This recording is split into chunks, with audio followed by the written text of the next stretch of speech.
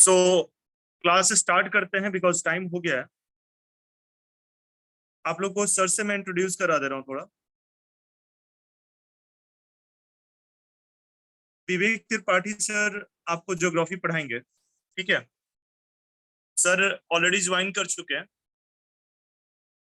तो मैं सर को हैंड ओवर कर रहा हूँ। हेलो सर, मैं ऑडिबल हूँ आपको? Yes sir, good afternoon everyone and thank you for letting me join.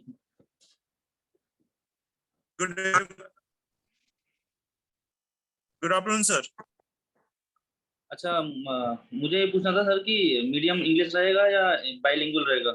English sir medium bilingual है। टर्म्स को भी थोड़ा हिंदी में भी यूज करना होगा बिकॉज दोनों मीडियम के बच्चे हैं। ओके ओके, ठीक है। तो आज इंट्रोडक्टरी सर मतलब एक बार देख लीजिए बच्चों को, इंट्रोडक्शन वगैरह जो भी है, ठीक है। ठीक ठीक। ओके सर, मैं कहीं आउटसाइड हूँ तो मैं अभी लीव करूंगा, ठीक है। इट्स ओके, ठीक है, मैं देखता हूँ। Okay sir, thank you.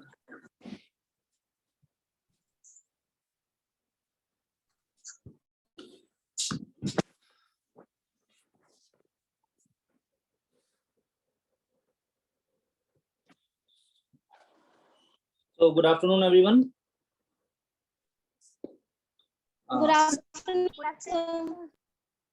Actually I am not joining with the video because there will be a little problem with the internet, okay, and but my voice will be there, and when I start teaching then I'll share my screen also, okay.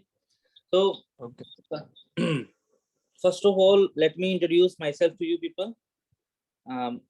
My name is Dr. Vivek Tripathi, and currently I am working in Miranda House College as an assistant professor in the Department of Geography, and my education has been all from Delhi itself.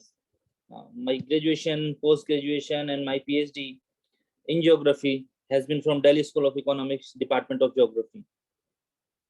So this is a wonderful opportunity for all of us to interact with each other and provide you a holistic approach regarding your preparations for your UPSC.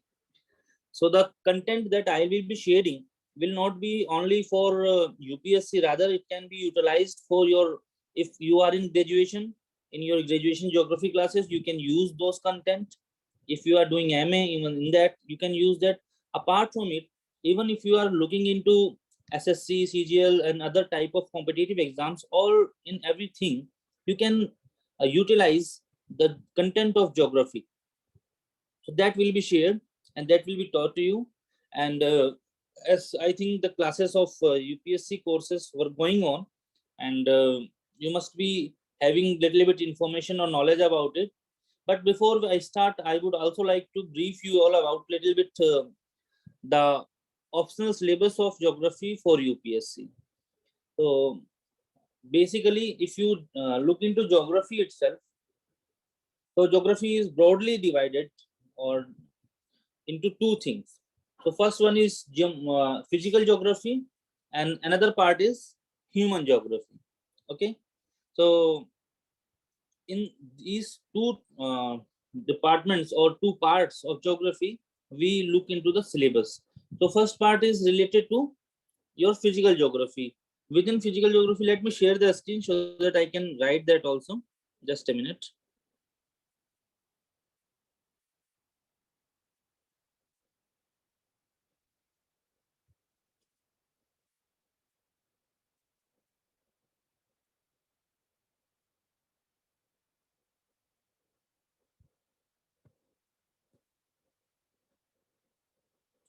I hope my screen is visible to everyone. Yes, sir. Yes, sir. Okay, fine. So this is our geography UPSC syllabus, within which we look into two parts of geography. That one is physical geography, another one is human geography. Okay, so within physical geography, the maximum syllabus that is covered in UPSC is related to physical geography. So that becomes very much important, significant. So within it, we have different units. So unit 1 is related to geomorphology. Unit 2 is related to climatology. Unit 3 is related to oceanography. And after, these are the 3 parts, main important part of physical geography. And then along with it, new part, that is environmental geography. It has been added to UPSC for last some years, and lots of questions are coming from this particular unit. Okay, so this broad unit of environmental geography, it includes biogeography of soil, biogeography of plant animals, environment, environmental hazards, environmental planning, multiple other type of subunits are used into it. And when we look into the human geography part, so within human geography, first one is cultural geography, or rather before that, this is fifth one.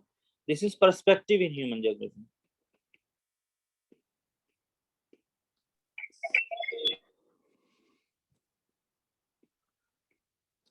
So this perspectives in human geography, the title is a little bit ambiguous, but it includes more or less all about the evolution of geography in whole world.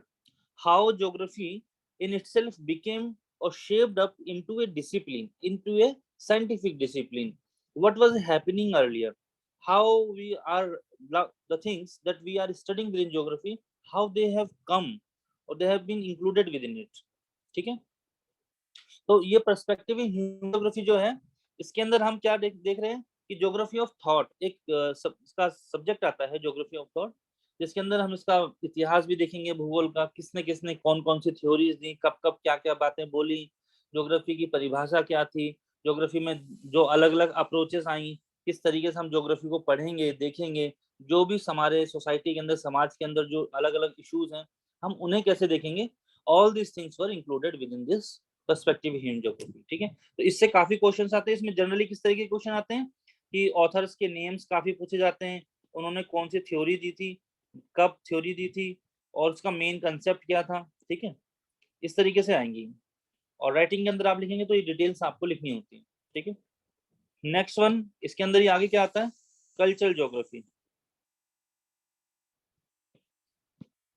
Cultural geography के अंदर फिर आपका काफी जो geography से हमारे society से, Indian society से रिलेटेड है, उसमें आप इंडियन सोसाइटी के बारे में देखते हैं, रेस के बारे में देखते हैं, एथनिक डाइवर्सिटी के बारे में देखते हैं, हमारी languages, linguistic diversities, secularisation, religion, religious minorities, tribes, tribal problem, cultural regions of the world, social wellbeing, ऐसे इस तरीके से छोटे छोटे सब टॉपिक्स हैं जो इनके बारे में हम देखते हैं. Social development, health index, etcetera etcetera. ठीक है, और इसके बाद फिर 7th जो इसका इंपॉर्टेंट एक यूनिट है वो है पॉपुलेशन ज्योग्राफी. पॉपुलेशन ज्योग्राफी भी काफी ज्यादा ब्रॉड, अब काफी एक्सप्लोर्ड और ब्रॉड सब डिसिप्लिन है हमारे ज्योग्राफी के अंदर ही. अब तो पॉपुलेशन स्टडीज के नाम से रिसर्च इंस्टीट्यूट्स भी खुले हुए हैं काफी इंडिया के अंदर, तो इसमें भी काफी क्वेश्चंस पूछते हैं. इनमें कुछ बेसिकली क्या है कि कुछ थ्योरीज हैं, जिन थ्योरीज को हमें पढ़ना होता है, और उनके साथ साथ फिर हमें वर्ल्ड की पॉपुलेशन ग्रोथ देखनी होती है, इंडिया एंड वर्ल्ड बोथ का पॉपुलेशन ग्रोथ देखना होता है. तो इसमें आपके डेमोग्राफिक एट्रीब्यूट्स हो गए, माइग्रेशन के बारे में, पॉपुलेशन प्रॉब्लम्स के बारे में, इन सब में देखते हैं. 8th यूनिट इसके अंदर आता है settlement. Settlement geography. Settlement geography को हम 2 पार्ट्स में डिवाइड कर देते हैं. एक हो गया रूरल ज्योग्राफी, एक हो गया urban geography. Just a minute.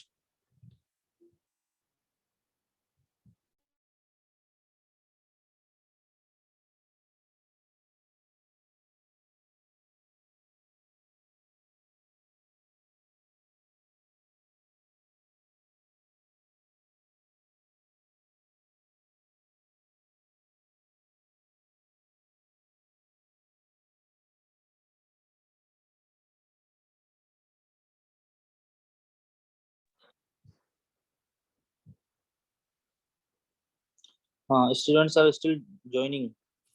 Okay,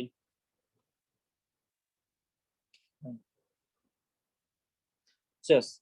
So what I was talking about the settlement geography, rural settlement, urban settlement. Rural settlement के अंदर हम देखते हैं कि आप में से काफी लोग गांव में गए होंगे, रूरल सेटलमेंट्स आपने देखे होंगे, वहाँ कैसे घर होते हैं ना, तो इन सब के बारे में पढ़ते हैं, टाइप्स कैसे होते हैं रूरल सेटलमेंट्स के, वहाँ पर पॉपुलेशन कैसी है, उनका पैटर्न क्या है, और उनकी मॉर्फोलॉजी क्या है, किस तरीके से वो बने हैं, ग्रो किए हैं, इस टाइम पे भी एक्सपेंड कर रहे हैं, ठीक है।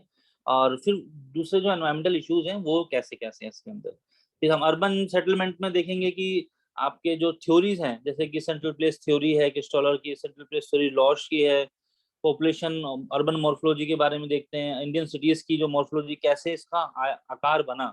आज हमारा दिल्ली, पहले दिल्ली हुआ करता था, दिल्ली से बढ़ के आज दिल्ली एनसीआर बन गया है। हम देखते हैं नोएडा है, ग्रेटर नोएडा है, सोनीपत है, गुड़गांव है, फरीदाबाद है, तो ये पूरा एनसीआर कवर हो गया। तो ये इस तरीके की चीजें देखेंगे इसके अंदर कि कैसे मॉर्फोलॉजी इंडियन सिटीज की क्या है, कैसे बदल रही है, ठीक है। प्राइमेट सिटी कंसेप्ट है, रैंक साइज रूल है, बहुत सारी थ्योरीज हैं अर्बन सेटलमेंट के अंदर, बहुत सारी थ्योरीज है जिन्हें पढ़ना होता है, जिनके ऊपर क्वेश्चन बन के आते हैं। फिर इसमें एक और पार्ट इसका ऐड कर दिया, उसे बोलते हैं टाउन प्लानिंग। तो टाउन प्लानिंग का पार्ट भी सेटलमेंट ज्योग्राफी में होता है। और उसके बाद देखिए बहुत इंपॉर्टेंट और थ्योरी यूनिट है रीजनल प्लानिंग की।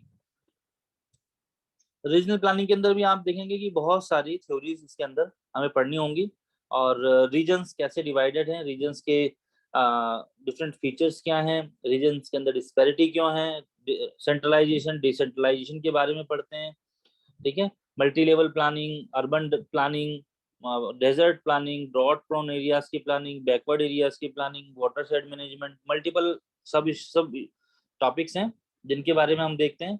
और उसके बाद एक छोटा सा यूनिट आता है इकोनॉमिक ज्योग्राफी का, ठीक है।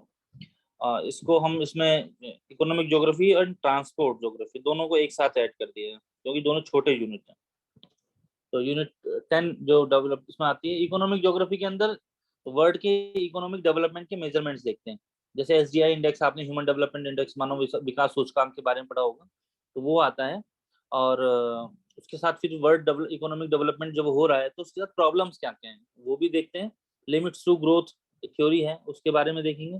ट्रांसपोर्ट ज्योग्राफी में फिर हम ट्रांसपोर्ट, रोड, रेलवे, वाटरवे, आप लोगों ने अगर ज्योग्राफी 11th एंड 12th में पढ़ी होगी, तो आपने जो आपका जो 12th का जो ज्योग्राफी का सिलेबस है वो ह्यूमन ज्योग्राफी का सिलेबस है, जो 11th का सिलेबस है वो फिजिकल ज्योग्राफी का सिलेबस है।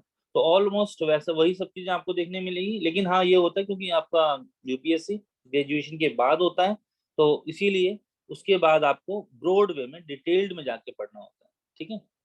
तो इसमें हम वर्ल्ड ट्रेड के बारे में भी देखेंगे, वर्ल्ड आईसीटी डेवलपमेंट के बारे में देखेंगे, ये सब चीजें जो है हम इसके अंदर पढ़ते हैं। और उसके बाद 2 यूनिट इसकी यूनिट्स तो और भी हैं, क्योंकि ज्योग्राफी का सिलेबस जो है आप देखेंगे अगर ऑप्शन लेते हैं तो काफी बड़ा हो जाता है। तो एक हो गया रिसोर्स ज्योग्राफी। रिसोर्स ज्योग्राफी में energy resource, mineral resource, water, land, biotic, marine, सब रिसोर्सेज के बारे में देखेंगे। इंडस्ट्रियल इन ज्योग्राफी के बारे में देखेंगे। इंडस्ट्रियल ज्योग्राफी एक नेक्स्ट यूनिट आता है जिसके अंदर वर्ल्ड की इंडस्ट्रीज के बारे में, उनकी लोकेशनल पैटर्न के बारे में देखते हैं, ठीक है।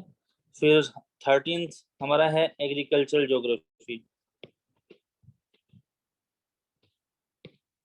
एग्रीकल्चर ज्योग्राफी के अंदर एग्रीकल्चर के रीजन्स क्या हैं, concepts in agriculture, allied agriculture activities क्या क्या हो रही हैं, सस्टेनेबल एग्रीकल्चर प्रैक्टिसेस क्या क्या होती हैं, ठीक है। 14th हो गया political geography.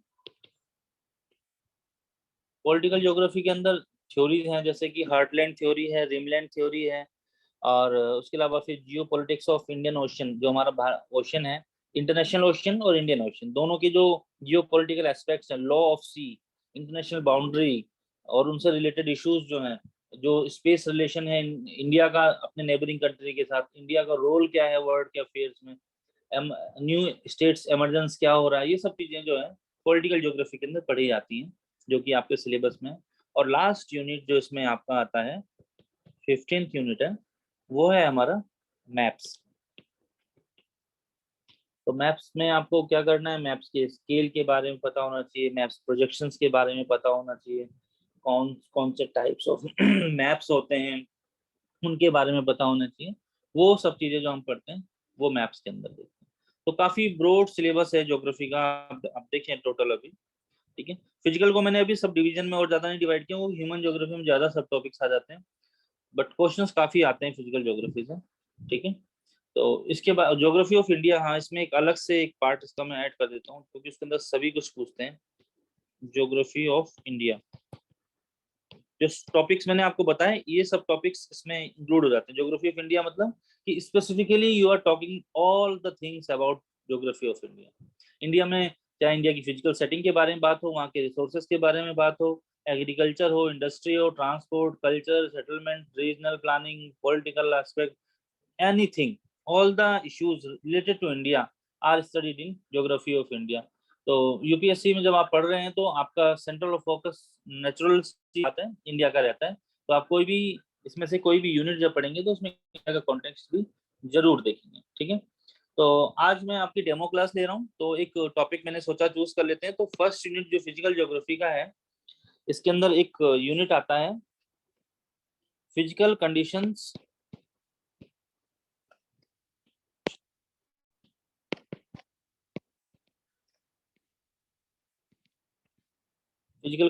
Of earth interior. तो इसके बारे में देखेंगे। ठीक है, कि हमारा जो अर्थ है, ये पृथ्वी है, इसके अंदर क्या है। ऊपर तो आप रह रहे हैं, हम सभी रहते हैं, हमने सब कुछ देखा हुआ है। ठीक है, लेकिन व्हाट इज इनसाइड अवर अर्थ, पृथ्वी के भीतर क्या है, उसको कैसे जानेंगे, उसमें क्या होता है, कैसे कैसे सोर्सेस थे, किन स्रोतों के द्वारा हमें उसके बारे में जानकारी मिली। ठीक है, तो ये एक इम्पोर्टेंट टॉपिक है, इसको आज लेते हैं। तो इंटीरियर ऑफ अर्थ के बारे में जब हम बात करते हैं, एक मिनट रुकिए मैं देख लूँ और पेंडिंग तो नहीं है लोग। Still people are joining, let them join also.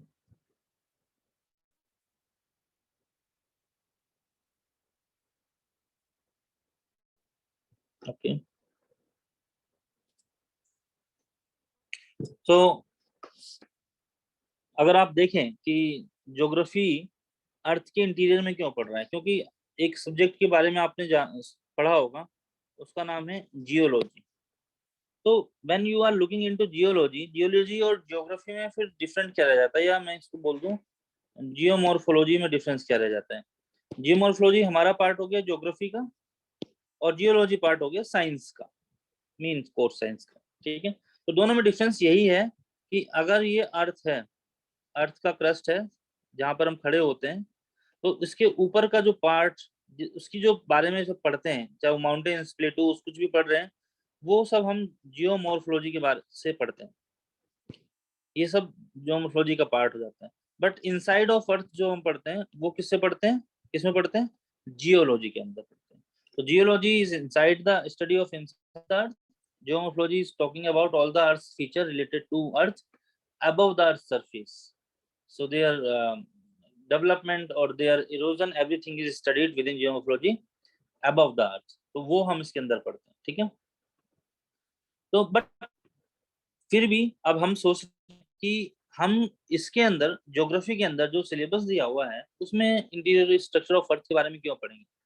तो वो इसलिए पढ़ना जरूरी है क्योंकि जो कुछ चीजें ऊपर हैं, हम उनके जैसे माउंटेन बनाए हैं, यहाँ पर अर्थक्वेक आ गया, यहाँ पर वोल्केनो इरप्शन हो गया। ठीक है, तो ये सब जो हो रहा है, ये क्यों हो रहा है, कहीं ना कहीं उसका कनेक्शन नीचे से है, तो उसके कॉजेस को तो जरूरी है हमें, उसके बारे में हमें पढ़ना जरूरी है। तो बेसिक सा जो इंफॉर्मेशन है, basics related to interior structure of अर्थ, हम उसको जरूर पढ़ते हैं, उसके बारे में जरूर देखते हैं।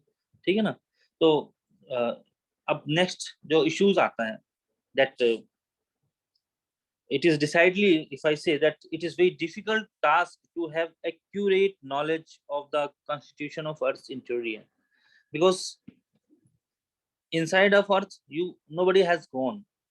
We have reached Mars, we have explored the space a lot, but no one could get into inside the earth. Why? Because of the heat, because of the solid nature of earth's interior. So that becomes very much problematic for us, but scientists have been always inquisitive, हमेशा से जिज्ञासु रहे, to know about interior of earth, कि अंदर है क्या, पता कैसे चले। तो उसे देखने के लिए बहुत सारे फिर सोर्सेस के बारे में धीरे धीरे हमें पता चला। सोर्सेस हो गए स्रोत, है ना, किस किस स्रोत के आधार पर हम देखेंगे कि अर्थ का इंटीरियर डेवलप हुआ है। तो उन सोर्सेस के बारे में पढ़ने के लिए हम अब बारी बारी से देखेंगे। तो let me start with my PPT. Okay, इसमें वेरियस सोर्सेज हैं जिन्होंने हमें अर्थ के बारे में बताया। So understanding the structure of earth interior, earth के इंटीरियर में क्या क्या बातें हम बेसिकली आपको ब्रॉड वे में बता देता हूँ पहले ही, कि जो अगर हमारे ये अर्थ है, अर्थ के अंदर क्या है, लेयर्स बनी हुई हैं, ठीक है। इनके लेयर्स के बारे में हम डिटेल में बातें पढ़ेंगे, बट एक जर्नल टर्म में मैं आपको बता देता हूँ कि अर्थ के 3 लेयर्स हैं। कोई बताना चाहेगा कौन कौन से लेयर्स हैं?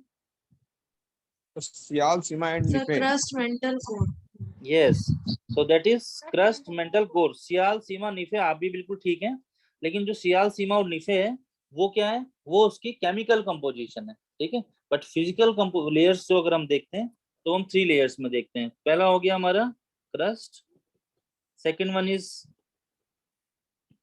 Mental and third one is core, ठीक है। तो इन तीनों के बारे में हम देखते हैं कि कौन कौन से फोर्सेस जो हैं वो काम कर रही हैं, which are emanating from its essential to understand the evolution of our earth, ठीक है। so study of earth interior is essential. why it is essential? जरूरी क्यों है पृथ्वी के बारे में पढ़ना, उसके अर्थ के बारे में पढ़ना जरूरी क्यों है? First thing is that to understand the earth surface, कि अर्थ का सरफेस जो हमारा जैसा आज है, जिस पोजीशन में है, जिस स्ट्रक्चर में है, वो क्यों है। To understand the geophysical phenomena, आज हम देखते हैं कि वोल्केनिज्म होता है, अर्थक्वेक्स होता है, अर्थ के ऊपर आते हैं, तो कहीं ना कहीं ये प्रश्न उठता है कि क्यों आ रहे हैं, क्यों हो रहा है ऐसा, ठीक है। Further we have also witnessed with our space explorations, we have witnessed that earth's magnetic field is also found outside of earth's atmosphere. तो जो अगर ये अर्थ है तो उसके चारों तरफ आप देखेंगे बहुत बड़े एरिया के अंदर अर्थ का मैग्नेटिक फील्ड देखने को मिलता है। तो ये मैग्नेटिक फील्ड कहाँ से आया, अर्थ के चारों तरफ क्यों ये बना हुआ है, इससे फायदा क्या होता है। To understand the internal structure of various solar system object, solar system objects भी बहुत सारे थे, उनके बारे में भी हमें पता नहीं था। तो जब उन्हें देखा फिर पृथ्वी को देखो तो कहीं ना कहीं ऐसा लगा कि दोनों सेम है, तो उनके बीच में भी कोई एक समानता है, और लेकिन उसका कंपोजिशन क्या है उसके बारे में भी जानना था। To understand the evolution and present composition of the atmosphere, आज किस टाइम पे जो हमारा एटमॉस्फेयर है, हम देखते हैं कि अगर आपका लेयर है, क्रस्ट है, लैंड एरिया हो गया, तो उसके ऊपर लेयर्स बनी हुई हैं। आपको आपने पढ़ा होगा जरूर, कौन कौन से लेयर्स होते हैं अर्थ के ऊपर, कोई बताना चाहेगा? आपका एटमॉस्फेयर, एटमॉस्फेरिक लेयर्स के बारे में आपने अगर पढ़ा होगा क्लाइमेटोलॉजी के बारे में, 11th में जरूर पढ़ा होगा। Mesosphere, troposphere. हाँ, आयनोस्फीयर। सीक्वेंस में, हाँ सीक्वेंस में कैसे बताएंगे, सबसे पहले कौन सा आता है? Troposphere, है ना? stratosphere, Yes. ozonosphere, Yes, sir. mesosphere, ionosphere, and exosphere. Very good, किसने बताया? क्लैपिंग कर दें उनके लिए, है ना। Wonderful, very nice. Just a minute, receiving a call.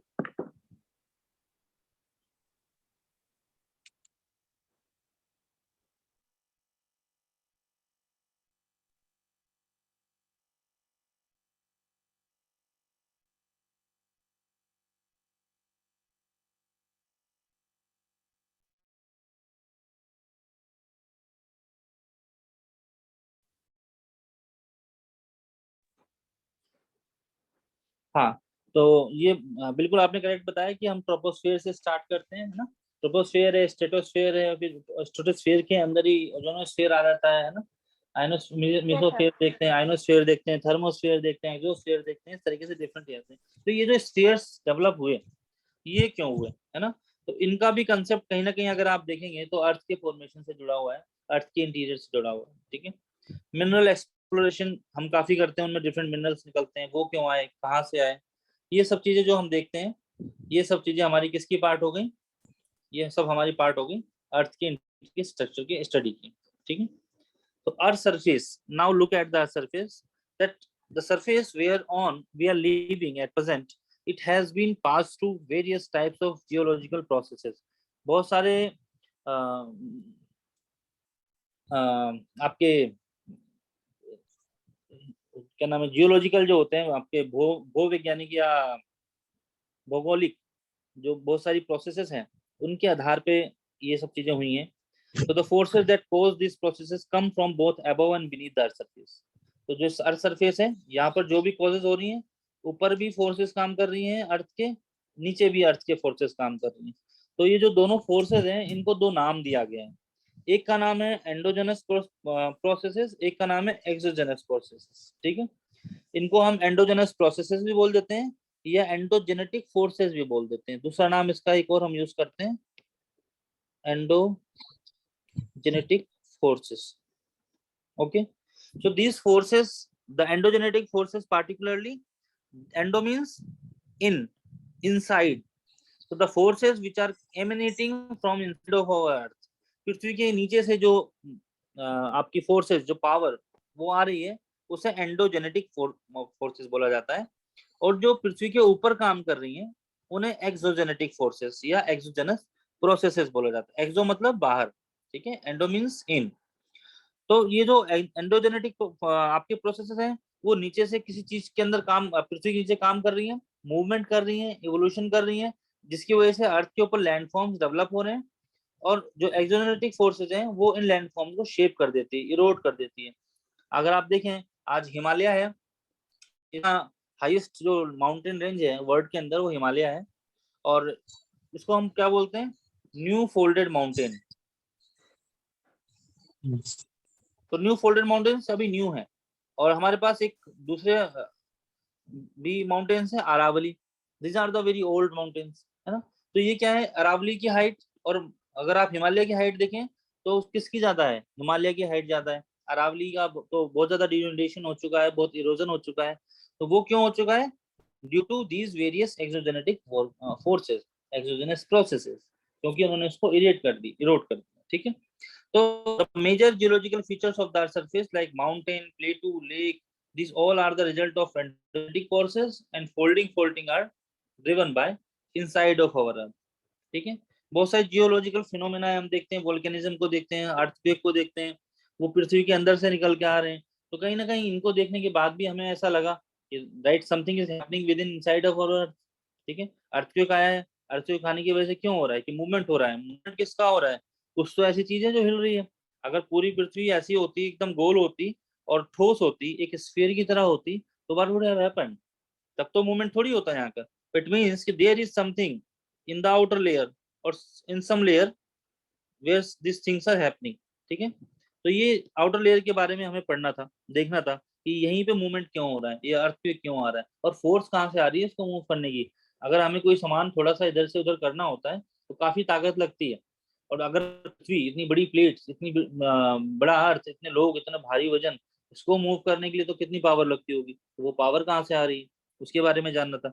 Volcanic eruptions होते हैं, वोल्केनिक इरप्शंस हुए, कितना huge amount of lava, heat, minerals, materials which come out of the vent of the mountain, these craters, these magma craters, magma vents, earthquake, volcanism के अंदर। then why these are coming, इनका क्या source है, कहाँ से आ रही है, तो ये इनके बारे में हमें देखना था। तो ये चीजें जो थी, इन्होंने कहीं ना कहीं हमारी जो इंक्विजिटिविटी थी उसको बढ़ा दिया, कि कहीं ना कहीं पृथ्वी के अंदर बहुत कुछ ऐसा हो रहा है जिसके बारे में हमें नहीं पता, and we should know about it.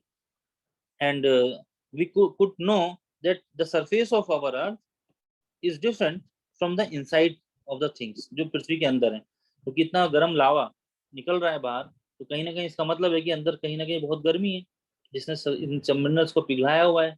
और जो लावा जो ठंडा हो गया, वहां पर हमने देखा कि वो उसमें, उसके अंदर बहुत सारे मिनरल्स थे। तो इसका मतलब ये भी पता चला कि अंदर जो रॉक स्ट्रक्चर्स है वो भी डिफरेंट है, मिनरल्स भी डिफरेंट है।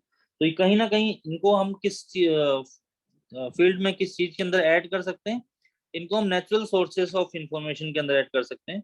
कि when you divide, categorize the sources to know interior structure of earth, तो volcanicity and earthquake, these two can be included in the natural source of information regarding interior structure of earth। ठीक है, इसके बारे में ये है। एक minute में देख लूं, कोई और किसी को तो एडमिट नहीं करना अभी।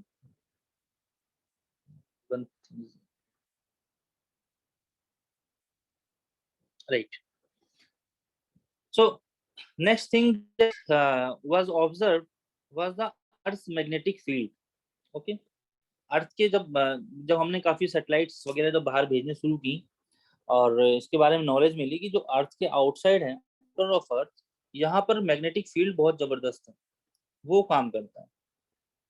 साइन ये जो पूरा पार्ट है अर्थ के आसपास का, यहाँ पर इस तरीके से मैग्नेटिक फील्ड वो कहाँ से निकल रही है, अर्थ से निकल रही है।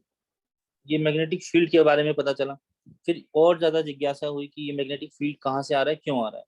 बाद में जब फर्दर स्टडीज हुई तो पता चला कि this earth magnetic field is a result of convection currents in the outer core of the अर्थ।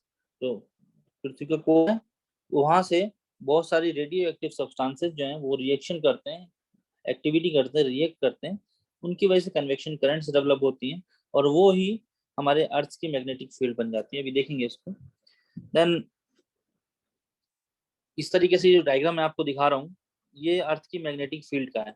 यहाँ पर ये हमारी अर्थ है, ठीक है, और अर्थ के चारों तरफ आप देखेंगे इस शेप में ये अर्थ का मैग्नेटिक फील्ड काम करता है और ये अर्थ को किस तरीके से प्रोटेक्शन दे रहा है आप देख सकते हैं कि जो हमारा लेफ्ट हैंड से यहाँ से सन की रेज किस तरीके से पृथ्वी के ऊपर आ रही है, लेकिन इस मैग्नेटिक वेव, व्हाइट कलर का कर लेते हैं इसको, इस मैग्नेटिक वेव की प्रोटेक्शन बाउंड्री की वजह से हमारी अर्थ देखो कैसे बची हुई, इस तरीके से इसने प्रोटेक्ट किया हुआ है।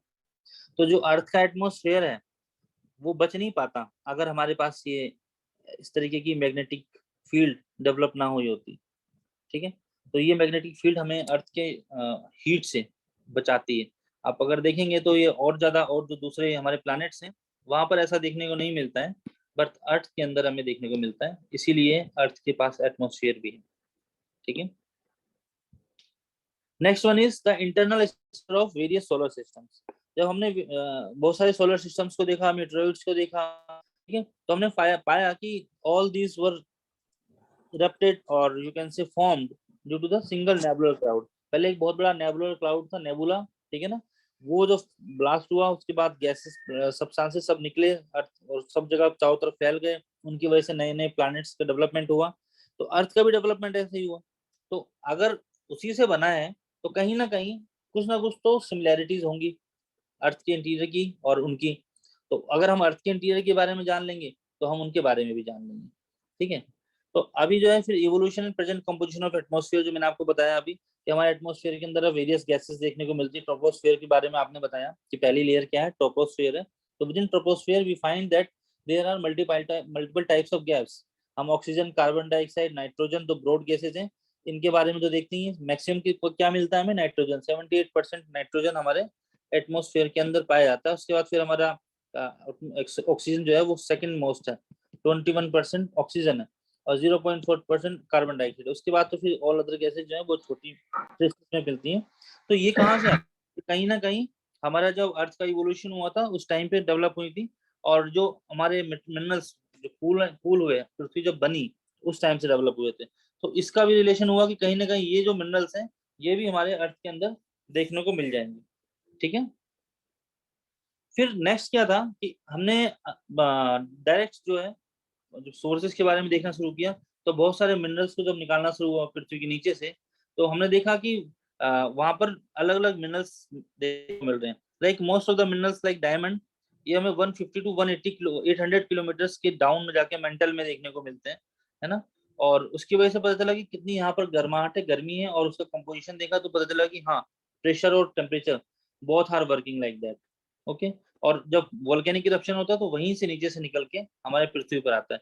तो कहीं ना कहीं इसको देखने की वजह से हमें पता चला कि हाँ हमारे पृथ्वी के अंदर जो है लेयर्स हैं, मिनरल्स हैं, और उनका जो कंपोजिशन है वो अर्थ के टेम्परेचर और अर्थ के प्रेशर दोनों की वजह से चेंज होता रहता है, ठीक है। तो ये मिनरल एक्सप्लोरेशन के बारे में, मिनरल एक्सप्लोरेशन एक सोर्स बन गया अर्थ के इंटीरियर के बारे में जानने के लिए। लेकिन सिर्फ अगर हम देखें इतना ही डिटेल में हम देख पाते हैं, ठीक है, जो यहाँ पे मिलते हैं, लेकिन हम बहुत ज्यादा गहराई में अभी तक जा नहीं पाए। अभी तक 12 किलोमीटर हाईएस्ट डेप्थ हम लोग देख पाए, उसके नीचे तो अभी गए नहीं है, और भी पता नहीं कुछ हो सकता है, अभी चेक नहीं हो पाया। मतलब डायरेक्ट होल करके, ड्रिलिंग करके अभी तक हम डायरेक्ट अपनी आई से नहीं देख पाए। बाकी जो सोर्सेज हैं वो अलग अलग मैनर्स में है। तो डायरेक्ट सोर्सेज मैंने आपको बताया कि डीप अर्थ हो, एक आपको मैंने नेचुरल सोर्सेज के बारे में बता दिया अर्थ के इंटीरियर को जानने के लिए। नेचुरल सोर्सेज के अंदर आपको अर्थक्वेक और वोल्केनिज्म दो के बारे में बताया है। ये डायरेक्ट सोर्स के बारे में बता रहा हूँ, जो कि मिनरल्स और माइनिंग एंड ड्रिलिंग होती है, ठीक है ना। तो माइनिंग एंड ड्रिलिंग की है, तो इसमें बता दें कि पोनेंग गोल्ड माइन है, जो कि पूरे संसार के अंदर सबसे गहरी माइन है। और ताओ तोना गोल्ड माइन है। ताओ तोना गोल्ड माइन अभी पीछे यूपीएससी के सिलेबस उसमें ऑप्शंस के अंदर नहीं, आपके ऑब्जेक्टिव क्वेश्चंस के अंदर प्री में पूछा भी गया था क्वेश्चन ये, कि डीपेस्ट माइन में ताओ तोना माइन का एक नाम दिया हुआ था, वो कहाँ पर है। तो this is the second deepest mine in the world, in south Africa, ठीक है। और डीपेस्ट माइन 3.9 किलोमीटर तक अभी हम गहराई में जा पाए, ठीक है। तो माइनिंग कितनी तक पता लगा पाई है। और ड्रिलिंग जो की है, जैसे हम बोरवेल करते हैं, जैसे कहीं आपने अगर देखा हो हैंडपंप लगाते हैं तो ड्रिलिंग करते हैं नीचे, है ना। तो ड्रिलिंग कब तक कहाँ तक हो पाई है, 12 किलोमीटर तक ड्रिलिंग हो पाई है। वो कोला पेनिसुला है हमारे रशिया के पास, ठीक है। रशिया का एक पार्ट लगता है ये, आप यहाँ देखेंगे बेरेंट सी के पास, स्कैंडिनेवियन कंट्रीज और रशिया का जो पार्ट अटैच्ड है। यहाँ पर आप एक कोला माइन थी, कोला पेनिसुला था, उसके अंदर ही माइन थी, वहां पर इन्होंने बोर होल किया था, ड्रिलिंग की थी। तो इसके बाद से ड्रिलिंग करने के बाद जो भी मटेरियल बाहर निकलता गया, उसकी स्टडी की गई, कितने किलोमीटर पे ये मटेरियल निकला है, इतने किलोमीटर पे ये मटेरियल निकला है, तो उसकी भी जानकारी इन्होंने इकट्ठी की थी, ठीक है। और डायरेक्ट सोर्सेज के अंदर ही हम वोल्केनिक इरप्शन को भी ले सकते हैं, कि जो नेचुरल सोर्स है, कि उसकी वजह से भी डायरेक्ट मटेरियल जो बाहर आया वो अर्थ के इंटीरियर के बारे में बताते हैं। नेक्स्ट आ जाता है indirect sources of information about the interior of earth. Indirectly कैसे हम पता लगा पाते हैं अर्थ के इंटीरियर के बारे में, ठीक है। तो हम देखते हैं कि जो ग्रेविटेशन है और जो डायमीटर ऑफ अर्थ है, it helps us in estimating the pressure deep inside. जो पृथ्वी अर्थ का जो कोर है, क्रस्ट से लेके कोर तक, इनमें आप देखेंगे कि यहाँ का जो डेंसिटी है वो डिफरेंट है, बढ़ रही है। ऊपर से नीचे की तरफ जाएंगे, सेंटर की तरफ जाएंगे तो डेंसिटी बढ़ रही है, प्रेशर भी बढ़ रहा है, टेम्परेचर भी बढ़ रहा है। तो कहीं ना कहीं, क्योंकि ग्रेविटेशनल पुल सेंटर से सबको अट्रैक्ट कर रहा है, बाहर से अपनी तरफ खींच रहा है, तो कहीं ना कहीं क्या करता है, ये प्रेशर भी डेवलप कर देता है, ठीक है। और volcanic eruption, existence of hot spring, geysers. आप अगर जाएं, देखिए आपने देखा होगा मनाली के पास, हिमाचल के पास, वहां पर मणिकरण एक जगह है। काफी लोग जब टूरिस्ट जाते हैं कुल्लू मनाली, तो वहाँ मणिकरण जरूर जाते हैं। तो वहां पर क्या है कि एक तालाब, पौंड बनाया हुआ है, वहां पे गुरुद्वारा है, उसमें गर्म पानी रहता है, बिल्कुल गरम गरम पानी हमेशा रहता है। वहां पे जो पास में रिवर बह रही है, वो भी बड़ी गरम गरम रहती है, ठीक है। और वहां पर कई जगह पहाड़ों में आप देखने को मिलेगा झरने बह रहे हैं, गर्म झरने बह रहे हैं, ठीक है। या पानी नीचे से निकल रहा है, इस तरीके की फुहार आती है। तो ये सब क्या है कि इतनी गर्मी कहाँ है पृथ्वी के अंदर, कहीं ना कहीं गर्म पानी, जबकि मनाली वगैरह जगह जो है वो ठंडी है, तो इतनी गर्मी कहाँ, इतना गर्म पानी कहाँ से आ रहा है। तो इट मीन्स कि कहीं ना कहीं पृथ्वी के अंदर हीटनेस है, हॉट है ना। कुछ ना कुछ तो एक्शन हो रहा है, एक्टिविटी हो रही है, जो इतना गर्म है, ठीक है। वहां पे कई लोग मणिकरण में जाते हैं, तो मंदिर भी बना हुआ है वहां पर, लोग फिर अपने चावल लेके जाते हैं, चावल को एक पोटली में बांधते हैं और वहां पानी में गर्म करते हैं, और पानी में डाल देते हैं, थोड़ी देर बाद उबल जाता है, तो फिर प्रसाद के रूप में भी लाते हैं, ठीक है। तो कहीं ना कहीं ये भी हमें बता रहा है कि interior of earth is different, variety है, ठीक है। इनके अंदर फिर हमारा जो एक सबसे ऑथेंटिक सोर्स जो हमें देखने को मिलता है, वो है सिस्मोलॉजी, सिस्मिक वेव्स, और आप इसको बोल सकते हैं seismology, ठीक है। So seismology has helped to have some authenticated knowledge about the mystery of Earth's interior. इसकी जो डिफरेंट लेयर्स हैं, उन लेयर्स की डेंसिटी के बारे में, उन लेयर्स की टेम्परेचर के बारे में, करेक्ट मेन कंपोजिशन कैरेक्टरिस्टिक के बारे में हम सिस्मिक वेव से पता लगा पाते हैं, ठीक है। और सिस्मिक वेव्स इसलिए बोला जाता है कि these are the most important source available to understand the layered structure of the earth, ठीक है। क्योंकि इसके अंदर हम इसकी सिस्मिक वेव्स की वेलोसिटी देखते हैं, जब वेलोसिटी डिफरेंट होगी तो हमें सिस्मिक वेव्स के बारे में हमने पढ़ा, और इसमें देखा कि इनकी जो डिफरेंट वेव्स हैं, उनकी भी कैरेक्टरिस्टिक्स हैं, उनकी भी कुछ अलग अलग खासियत है। जैसे कि आप ऐसा कह सकते हैं कि एक कोई एक एलियन बाहर से आए, किसी दूसरे संसार से आए, ठीक है, जैसे प्लैनेट से आ जाए, तो वो एक पता लगा सकता है, उसको इतना पता है कि जो बच्चा होता है वो बड़ा वल्नरेबल होता है, कमजोर होता है, छोटा होता है। जो एडल्ट होता है वो सबसे ज्यादा मजबूत होता है, और जो ओल्ड होता है ह्यूमन के अंदर, वो भी काफी कमजोर हो जाता है। तो अगर कोई स्टेयर्स पे चढ़ रहा है, ठीक है, और स्टेज पे चढ़ने उनको पता नहीं है कि लेकिन ये बच्चा है, बड़ा है, कैसा है, उनको ये नहीं पता चलता, लेकिन उनको ये पता है कि हाँ अगर ये सीढ़ी बनी हुई है और इस सीढ़ी के ऊपर 5 मिनट में कोई चढ़ता है तो वो ओल्ड होगा, कोई 2 मिनट में चढ़ जाता है तो वो चाइल्ड होगा, और कोई 30 सेकेंड्स में चढ़ जाता है तो वो एडल्ट होगा। ये अगर करेक्टरिस्टिक इनको पता चल गया एलियन को, तो बिना देखे भी बता सकते हैं कि इसके ऊपर यहाँ जो भी आ रहा है, यहाँ से इन्होंने इसको भेजा और यहाँ जो पहुंच गया, वो टाइम काउंट कर लेंगे, हिसाब से पता लगा लेंगे कि इतनी कितनी देर में कौन पहुंच गया। तो सेम थिंग सम हाउ ऐसे ही आपको देखने को मिलता है सिस्मिक वेव्स के अंदर, कि हमें सिस्मिक वेव्स की करेक्टरिस्टिक्स पता थी कि इसमें वैरायटी ऑफ वेव्स होती हैं। अभी हम आगे मैं दिखाऊंगा आपको कौन कौन सी वेव्स होती हैं। कि सपोज कीजिए पी वेव्स हैं, तो पी वेव्स क्या हो रही हैं, वो सब जा रही हैं, सॉलिड में भी जा रही हैं, लिक्विड में भी जा रही हैं, गैस में भी जा रही हैं। अगर हमारी एस वेव्स हैं तो वो सिर्फ और सिर्फ सॉलिड में जा रही हैं, लिक्विड में नहीं जा रही हैं, ठीक है। और अगर एक मिनट,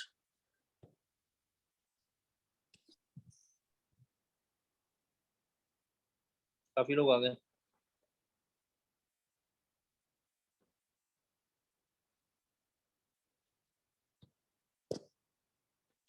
तो अगर एस वेव है तो वो सिर्फ और सिर्फ सॉलिड के अंदर पास कर रही है, लिक्विड में भी नहीं जाती, गैस में भी नहीं जाती। एल वेव होती है वो तो इनमें पास ही नहीं करती, वो तो सरफेस पे वेव जाती है। तो ये सब जो है देखने को, जब हमें कैरेक्टरिस्टिक पता चल गई, तो इनके सहारे जब ये सिस्मिक वेव्स की स्टडी की गई, हमने इंस्ट्रूमेंट बना लिया। कौन सा इंस्ट्रूमेंट होता है जो इन सिस्मिक वेव्स को पता लगा लेता है, इनको रीड कर लेता है, कौन बताएगा? Seismograph, sir. Seismometer. Yes, very good. Seismograph. Okay. So seismograph is an instrument that measures the different types of seismic waves on the earth. ठीक है।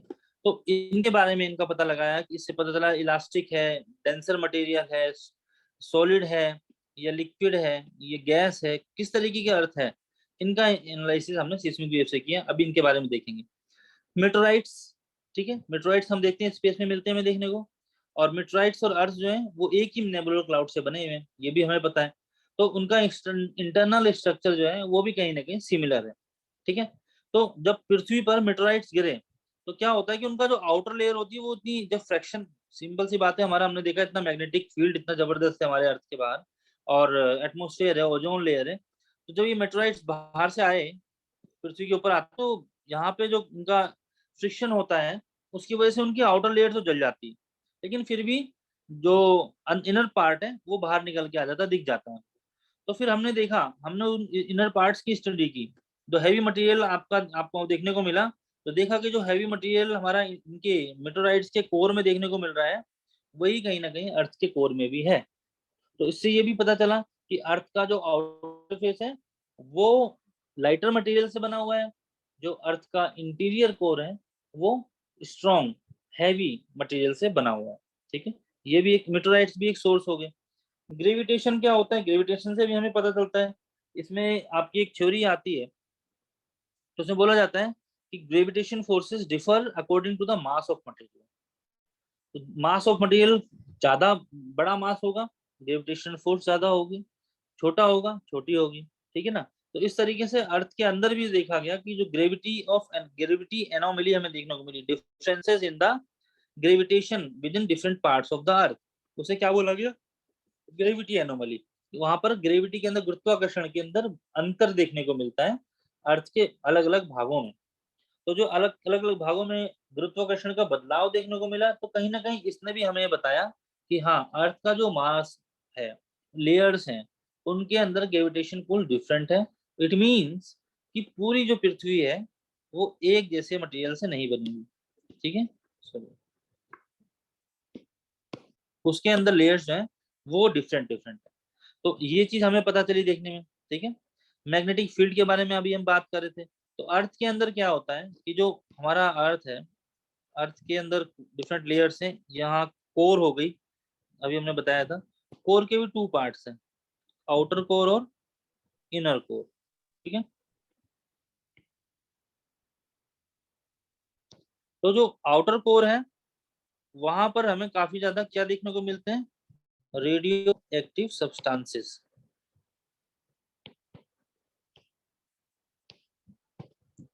ये जो रेडियो एक्टिव सब्सटेंसेस है, कौन सा होता है रेडियो एक्टिव सब्सटेंसेस? कोई एक एग्जांपल दोगे? Uranium, thorium. Very good, very good. Uranium, इसको ले लेते हैं सिर्फ, ठीक है। तो यूरेनियम की तरह, थोरियम की तरह, इस तरीके से कई मिनरल्स जो है हमारे अर्थ के अंदर मिलते हैं, ठीक है। और इनका यूज हम कहाँ करते हैं? हम इसमें यूज करते हैं कौन सी पावर बनाने में? न्यूक्लियर पावर बनाने में। दो तरीके के होते हैं, एक्शंस होते हैं। एक होता है न्यूक्लियर फिजन, यस। है ना, एक होता है न्यूक्लियर फ्यूजन। डिफरेंस क्या है? फ्यूजन में क्या होता है?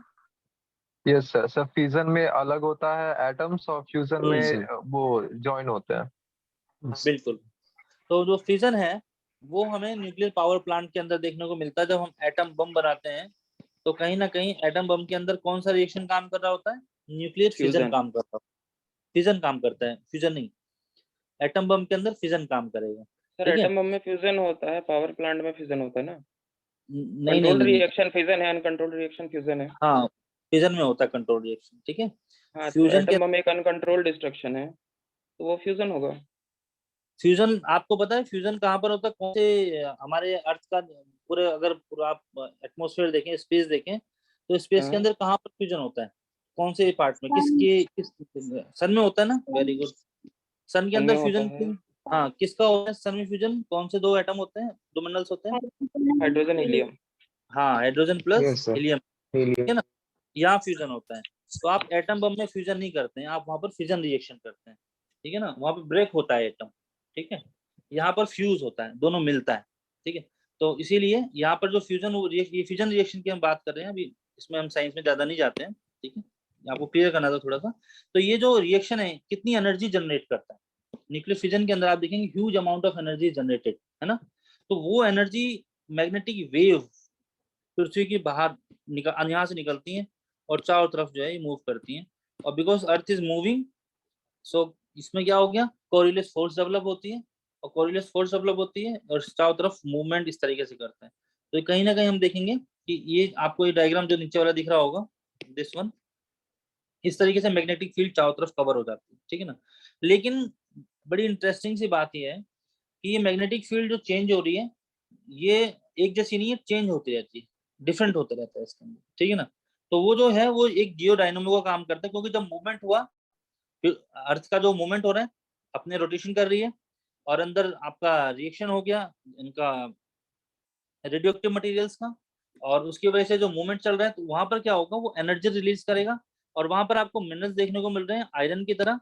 तो वो क्या कर देते हैं? Electric current, type of current पैदा करते हैं, जो कि एक रोटेशन अर्थ के साथ साथ एक बहुत ज्यादा huge amount of energy automatic produce होने लगती है, जिसको हम बोलते हैं जियो डायनमो इफेक्ट। डायनमो जो होता है वो भी ऐसे इस तरीके से काम करता है, फिर ऑटोमेटिक पृथ्वी घूम रही है, इसमें से एनर्जी बाहर निकल रही है, और ये जियो डायनमो की तरह अपने आप पृथ्वी के अंदर मूवमेंट शुरू हो जाता है। तो ये जो जियो डायनमो इफेक्ट है, ये कहीं ना कहीं अर्थ का जो मैग्नेटिक फील्ड है उसको भी चेंज कर देता है, ठीक है। इसके बारे में, मैग्नेटिक फील्ड के बारे में हम बाद में पढ़ेंगे, ओशियोग्राफी वाला जो पार्ट आता है वहां पर देखेंगे, वोल्केनो में देखेंगे कि किस तरीके से मैग्नेटिक फील्ड्स भी हमारे काम कर रही है, और ये क्या कर रही होती है। ये अगर मैं आपको यहाँ पर शो करूँ जूम करके, तो इस तरीके से है कि हमारा एक तो अर्थ होता है, ठीक है, पोल होता है, नॉर्थ पोल है, एक पोल होता है जिसे हम बोलते हैं north pole, north magnetic pole, ठीक है ना।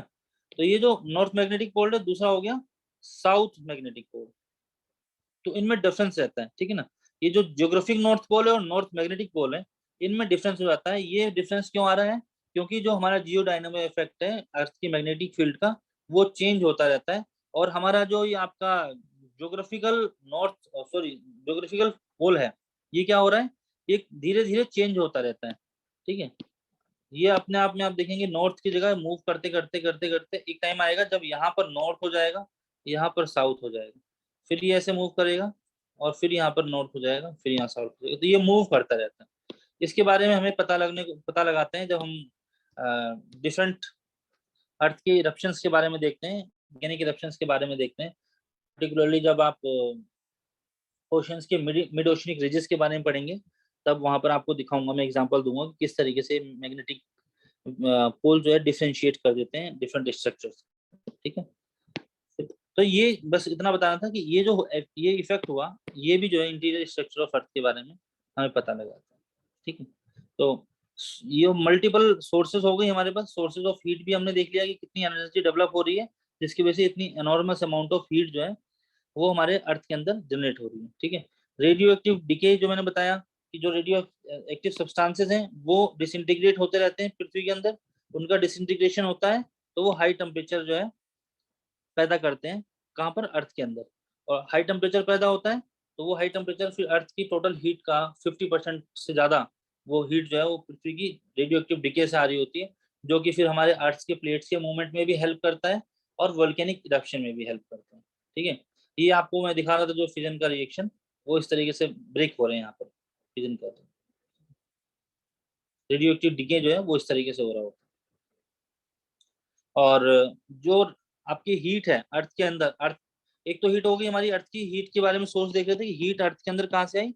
एक तो रेडियो एक्टिव डिके की जगह से रेडियो एक्टिव डिके हुआ उससे हो गई, और दूसरी कहलाती है प्राइमोर्डियल हीट। प्राइमोर्डियल हीट क्या होती है कि जब पृथ्वी बन रही थी, जब स्पेस से जो नेबुलर क्लाउड जो है वो सब जगह इकट्ठे होके मूवमेंट होके एक पृथ्वी के रूप में जब डेवलप होने शुरू हुए, एक मास के रूप में डेवलप होने शुरू हुए, तो अंदर उनके हीट रह गई। ऊपर का पार्ट तो कूल हो गया लेकिन इनर पार्ट अभी भी हीट रहा, हॉट रहा। ठीक है ना, तो वो हॉट पार्ट जो है वही अभी भी हीट है जो पृथ्वी के अंदर, जिसे हम प्राइमोर्डियल हीट कहते हैं। ठीक है ना, तो दिस प्राइमोर्डियल हीट ये काइनेटिक एनर्जी का जो ट्रांसफर है ये अर्थ के एक्सटर्नल इम्पैक्ट के ऊपर काम करता है। ठीक है, इस तरीके से मूवमेंट करता है that the primordial heat is the kinetic energy that has transferred to earth by external impact of comet and meteorites and subsequent effects.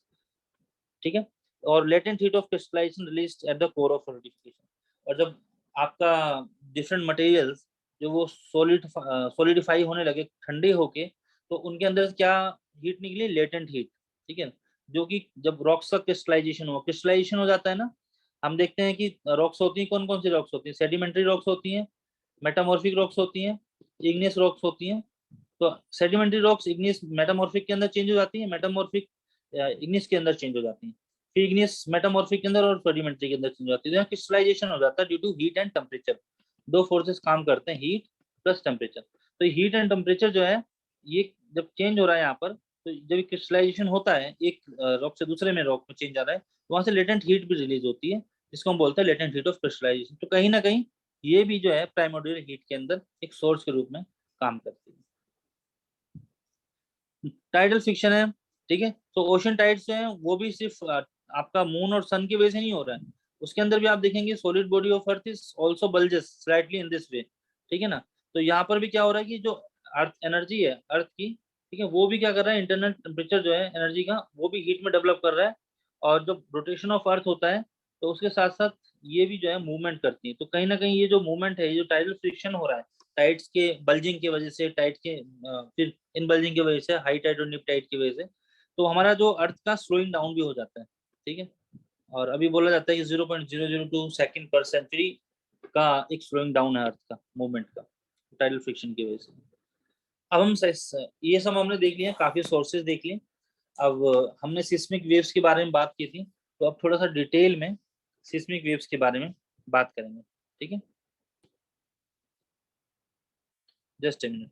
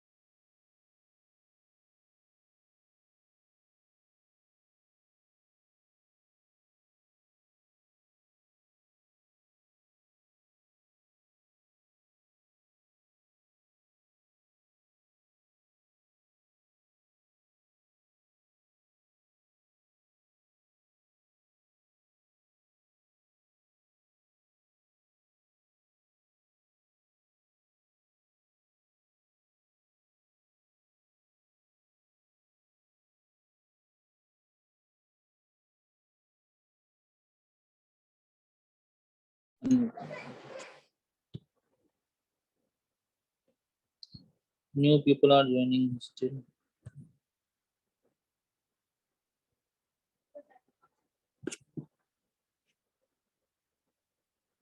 Okay, seismic waves.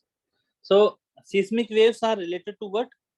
Earthquake or related to the vibration of earth. Earthquake है क्या? Earthquake is the vibration of earth. Okay, तो अर्थ का vibration, अर्थ का बोले या ऐसा बोल सकते हैं कि अर्थ की क्रस्ट का वाइब्रेशन।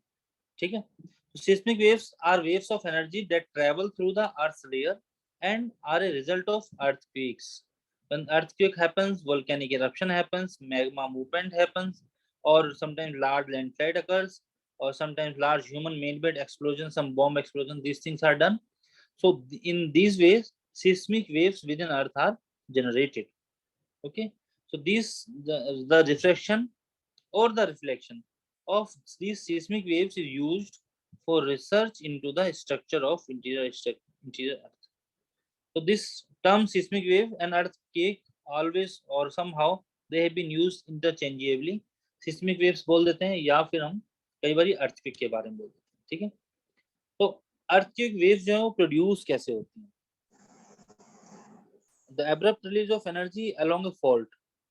हम अभी आगे इसके अंदर पढ़ेंगे ज्योग्राफी के अंदर कि जो हमारा एक्सोजेनेटिक फोर्सेस और एंडोजेनेटिक फोर्सेस काम कर रही होती हैं। एंडोजेनेटिक फोर्सेस की वजह से दो तरीके के एक्शंस होते हैं, फॉल्ट या इसको आप बोल सकते हैं फोल्टिंग एंड फोल्डिंग। तो फोल्टिंग और फोल्डिंग दो अलग अलग तरीके हैं। तो कई बार जब फोल्टिंग हुई या फोल्डिंग हुई, तो फोल्टिंग हुई तो इसमें क्या होता है कि सपोज कीजिए ये एक अर्थ की लेयर है, तो फॉल्ट होने की वजह से क्या होगा, अचानक से यहाँ पर ब्रेक हो जाएगा और इसका एक पार्ट तो नीचे की तरफ चला जाएगा, एक पार्ट या ऊपर रह जाएगा। ठीक है, तो एकदम जो सडन जो ब्रेक हुआ यहाँ पर क्या होगा, energy, huge amount of energy will release. ये एनर्जी जो है नीचे से जाएगी और ऊपर यहाँ पर अर्थक्वेक लेके आएगी। अर्थक्वेक के बारे में आपने अगर पढ़ा होगा तो इसमें दो टर्म यूज करते हैं, एक टर्म यूज होता है एपी सेंटर, एक टर्म यूज होता है फोकस।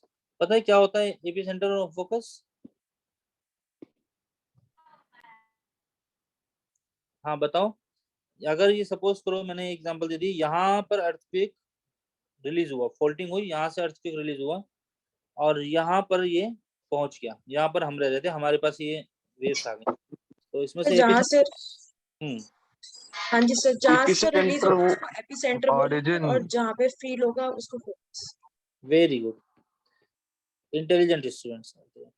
Epicentre and focus. ठीक है, तो ये अर्थक्वेक से रिलेटेड बात है, एपिसेंटर एंड फोकस।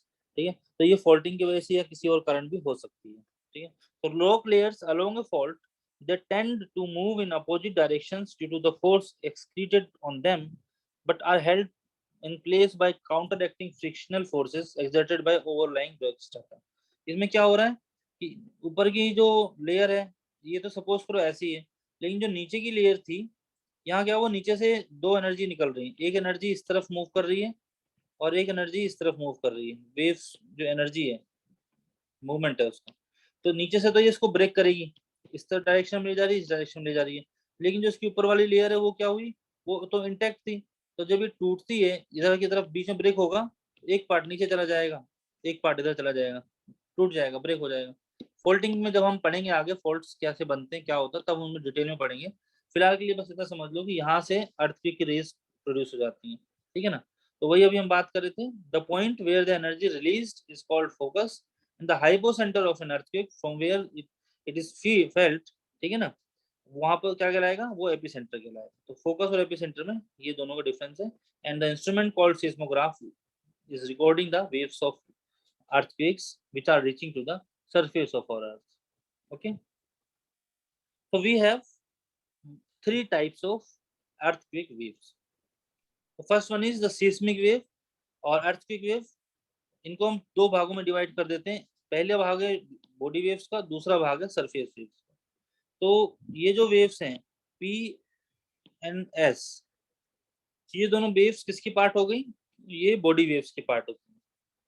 और एस वे लास्ट वाले जो सरफेस वेव्स हैं इनको हम सरफेस वेव ही बोलते हैं।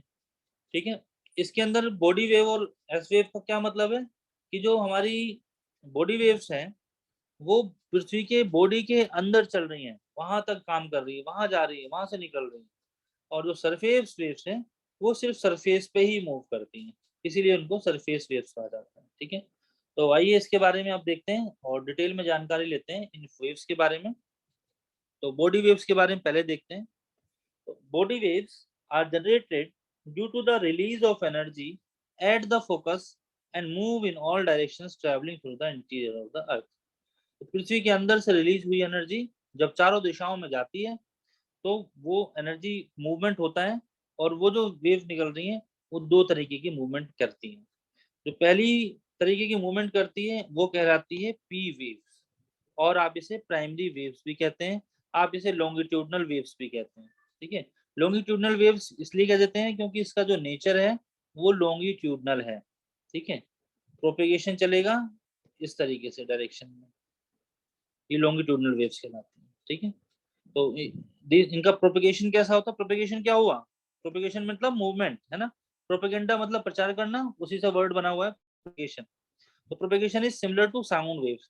जिस तरीके से साउंड वेव मूव करती हैं उसी तरीके से हमारी ये पी वेव्स भी काम करती हैं, टू एंड फ्रो। ठीक है, ऊपर नीचे आगे पीछे इस तरीके से मूव करती हुई जाती हैं।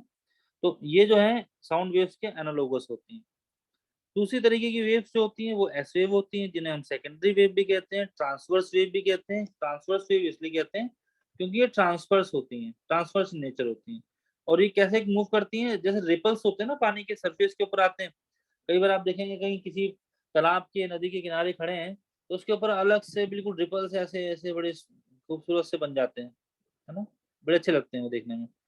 तो रिपल्स का जो नेचर है, किस तरीके से मूव कर रही है, वही उसी मूवमेंट में काम करते हैं। ऐसे धीमे, फिर तेज, रुकी, फिर चली, फिर चली, इस तरीके से मूव करेगी। तो ये ट्रांसवर्स इन नेचर होता है।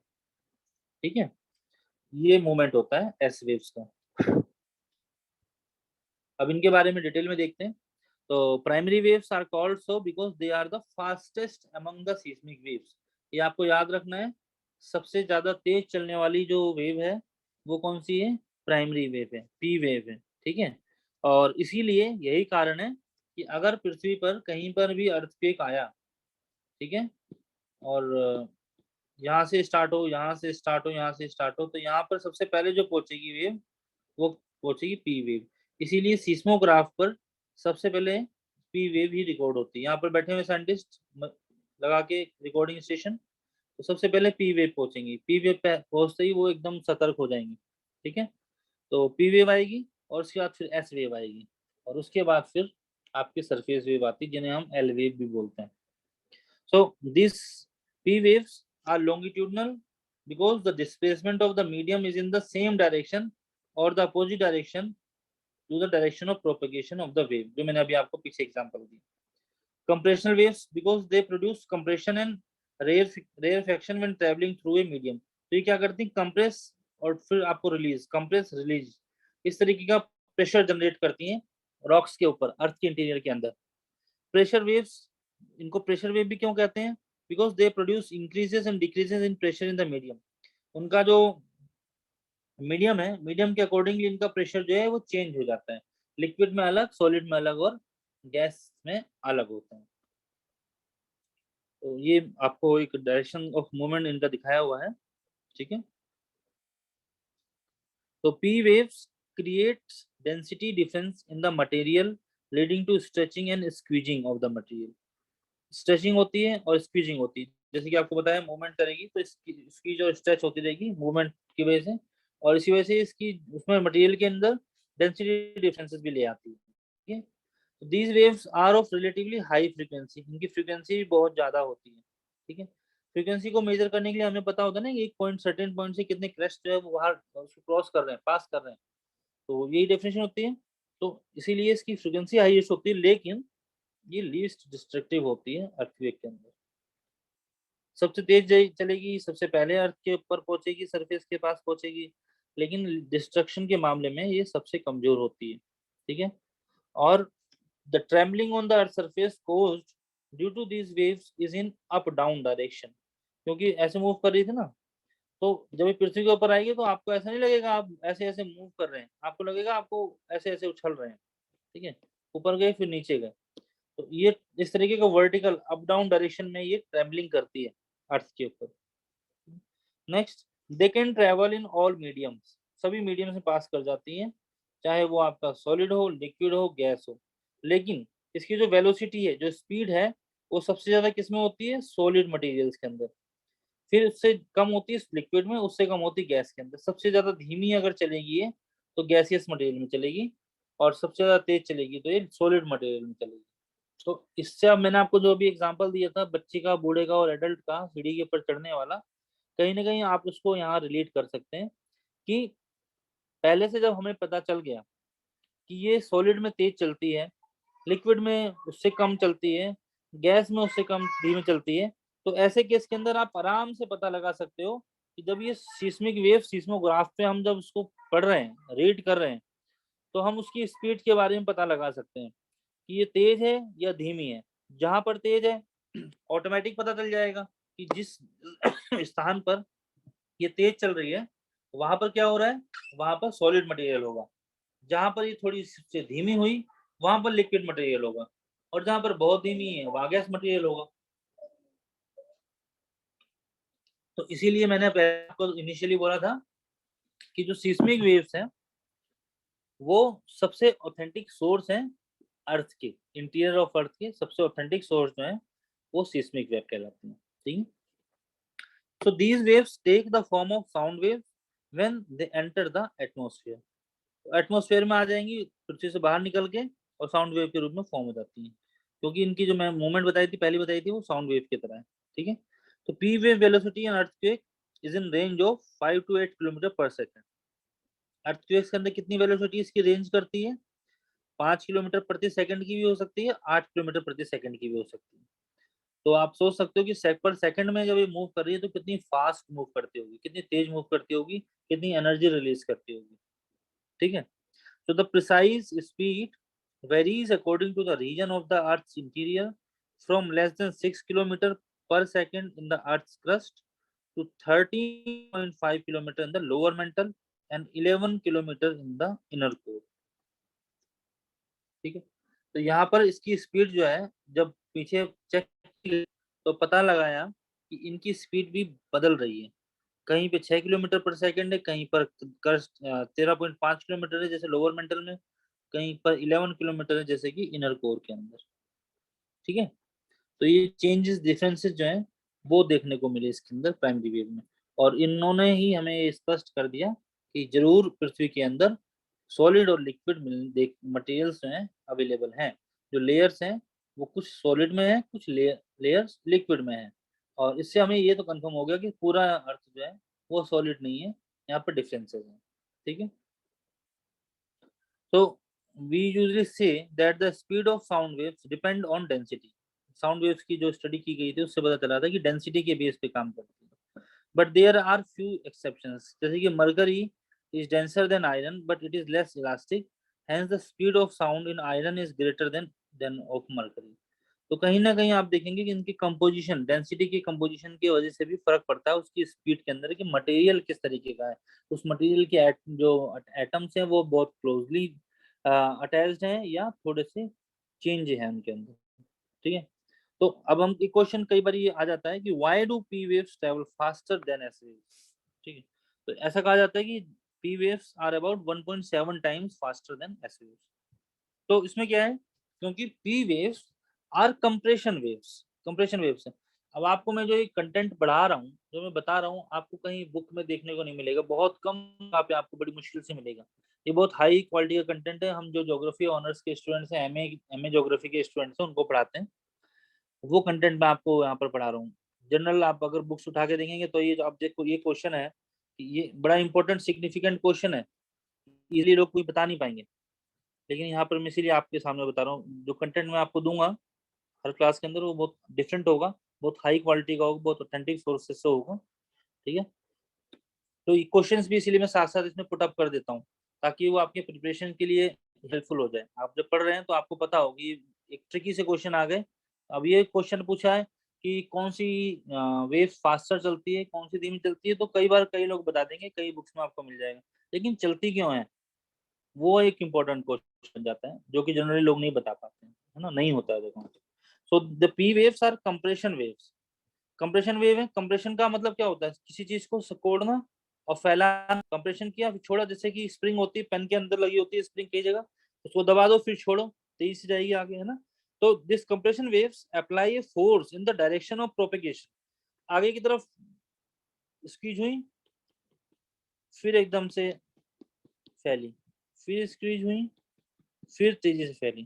तो ये क्या हो रहा है, ये कंप्रेशन, यहाँ पे कंप्रेशन हुआ, यहाँ रिलीज हुआ, स्क्वीज किया फिर रिलीज किया, इस तरीके से चल रहा है। तो they apply force in the direction of propagation, इसी डायरेक्शन के प्रोपेगेशन में ये फोर्स लगाती है। तो they transmit their energy quite easily through the medium. तो प्रेशर लगाया फिर आगे की तरफ आगे प्रेशर लगाया, तो इसकी वजह से क्या होता है, जो मीडियम है, चाहे वो आपका सॉलिड मीडियम हो चाहे लिक्विड मीडियम हो, दोनों में पास करना उसके लिए फास्टर होता है, तो वो क्विकली ट्रेवल कर लेती है। जबकि अगर आप एस वेव्स के देखें तो एस वेव्स के बारे में क्या है, वो ट्रेवल वेव्स होती हैं, जिनको शेयर वेव्स भी कहते हैं इनको, है ना। तो ये motion of the medium is perpendicular the direction of propagation, जिस डायरेक्शन में जा रही है उसका परपेंडिकुलर मूवमेंट होगा इनका, ठीक है। तो इसकी वजह से क्या होता है, मीडियम को क्रॉस करने में थोड़ा सा कंपेरेटिवली धीमी हो जाती है, और यही रीजन है कि पी वेव्स जो है वो फास्टर होती हैं, एस वेव्स जो है वो लिटिल बिट कंपेरेटिवली, बहुत ज्यादा अंतर थोड़ी है, 1.7 टाइम्स ही, पर होता है, चेंज होता है, डिफरेंस होता है। फर्स्ट तो फर्स्ट होता है, चाहे वो 1 सेकंड से भी फर्स्ट आया ना, रेस के अंदर आप देखते होंगे होता है ऐसा। तो P waves as an earthquake warning इसके रूप में भी काम करती हैं।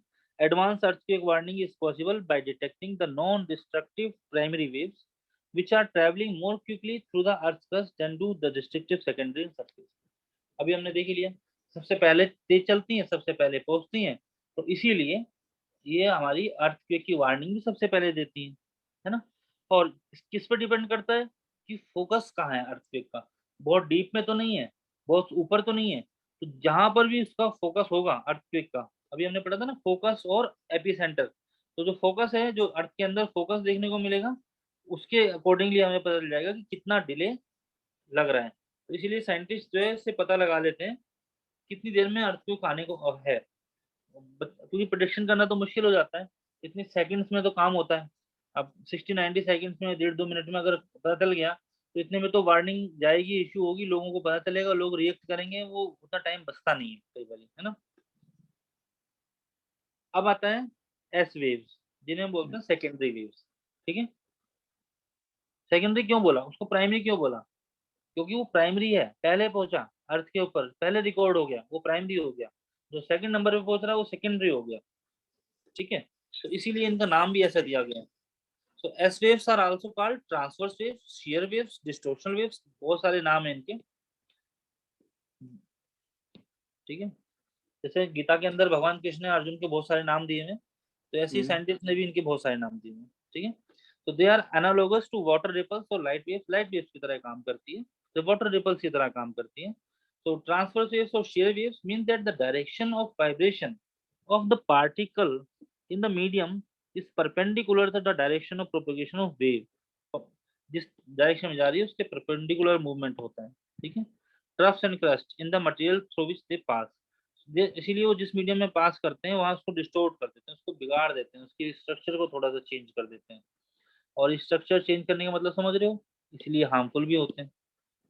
अभी ये देखेंगे इसमें कैसे करते हैं काम, ये देखिए, तो एस वेव्स हैं, ये पी वेव्स हैं, इनका प्रोपेगेशन कैसा हो रहा है, ठीक है। तो इससे आप पता लगा सकते हैं कि अर्थ की जो वेव्स हैं ये मूव कैसे करेंगी। तो इसमें हमने देखा था क्या हुआ था इस वाली मूव के अंदर, आगे देखते हैं। As waves arrive at the surface after the P waves, these waves are of high frequency and possess slightly higher destructive power। इनकी जो पावर है P waves के कंपैरिजन में ज्यादा डिस्ट्रक्टिव होती है।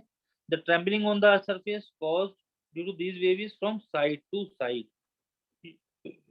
उसमें क्या हुआ था, P wave में हम अप डाउन देखते हैं, जब एस वेव चलेंगी तो अप डाउन ऊपर नीचे प्लेट्स चलती हैं, वेव्स के अंदर आगे साइड टू साइड मूव करेगी, ठीक है। फिर देखेंगे कि आप फैन भी मूव कर रहा है, हम भी मूव कर रहे हैं, बिल्डिंग्स भी गिर रही हैं, काफी कुछ हो जाता है। तो बट इसमें अब हमें एक और करेक्टरिस्टिक्स का ध्यान रखना है कि एस वेव्स जो होती हैं they can not pass through fluids, liquid और गैस में ये क्रॉस नहीं कर पाती, उसको पास नहीं कर पाती। S fluids do not support shear stress, shear stress की बात करें ना, यूं मूव करेगा परपेंडिकुलर, पानी है, पानी के अंदर उसको वही नहीं आएगा, फ्रिक्शन ही नहीं आएगा, तो वो मूव नहीं कर पाएगी। जो पी वेव थी वो तो मूव कर पा रही थी इस तरीके से, ये ऐसे ऐसे मूव नहीं कर पाएगी। तो इसीलिए एस वेव्स का जो है शियर स्ट्रेसेस जो है वो शियर स्ट्रेसेस कम होता है लिक्विड ऑफ गैसेस के अंदर, इसीलिए एस वेव जो है उसको पास नहीं कर पाती।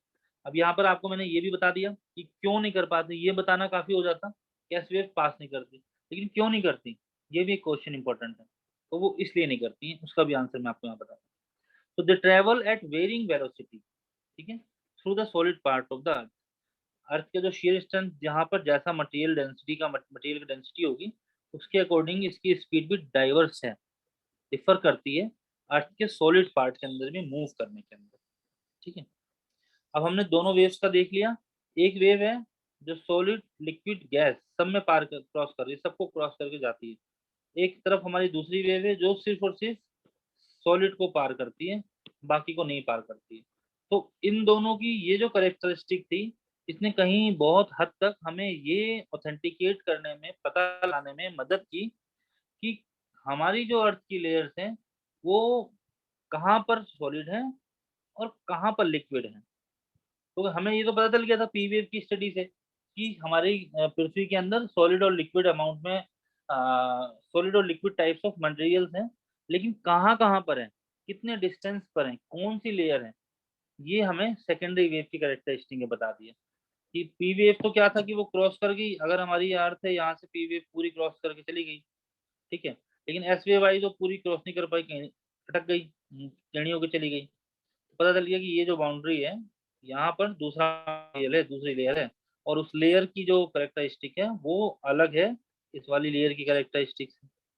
तो ये जो है, इसीलिए जब हम सोर्सेस ऑफ अर्थ इंटीरियर पढ़ते हैं तो उसके अंदर हमारी जो सिस्मिक वेव्स होती हैं वो सबसे इम्पोर्टेंट होती हैं, इसीलिए मैं इसको डिटेल में आपको बता रहा हूँ। अर्थक्वेक के अंदर जब हम पढ़ेंगे तो फिर हमें दोबारा ये पढ़ने की जरूरत नहीं पड़ेगी, ये डिटेल में आपको मैं अभी बताते रहूँ। फिर आता है सरफेस वेव्स, एल वेव्स।